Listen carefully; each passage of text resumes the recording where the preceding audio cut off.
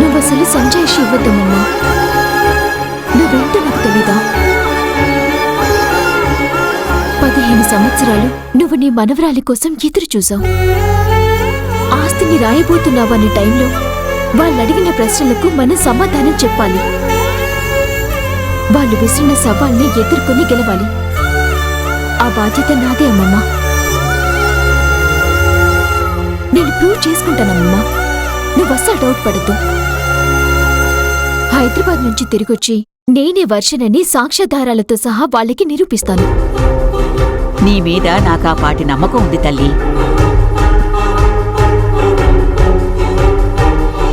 నువ్వు వర్షగా నిరూపించుకోవాలి. ఆస్తి నీ పేరు మీదకు మారాలి.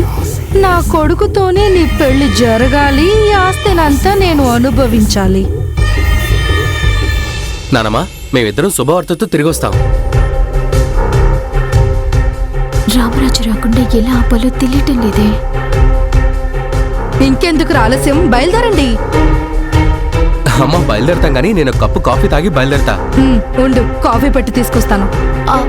మీరుండండి అత్తయ్య, నేను కాఫీ పెడతాను.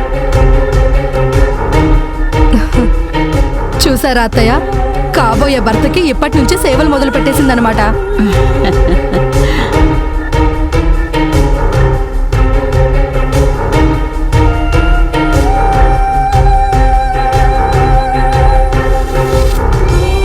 రామరాజుని హైదరాబాద్ రాకుండా అడ్డుకోవటం కష్టంగానే అనిపిస్తుంది. తనని ఆపే దారి దొరకటం లేదు. రామరాజుకి రాలేని పరిస్థితి క్రియేట్ చేయగలిగితే నేను ఒంటరిగా వెళ్ళి ఏదో ఒక విధంగా వర్షాన్ని నేనేనని సాక్ష్యాధారాలు సంపాదించుకుని వస్తాను.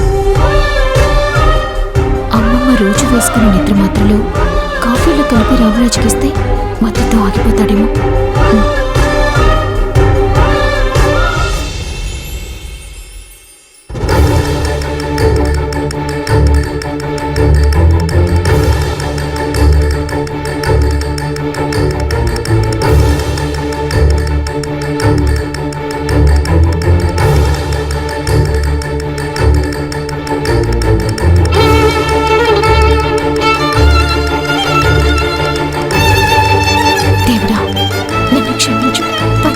మేలు జరగడానికి మాత్రమే నేను ఈ నిద్ర మాత్రాలు కాఫీలో కలిపి రామరాజుకి ఇస్తున్నాను. తను నాతో హైదరాబాద్కి వస్తే ప్రాబ్లం అవుతుంది.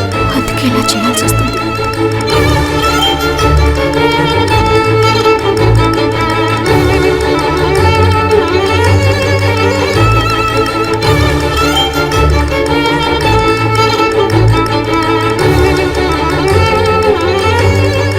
రామరాజు,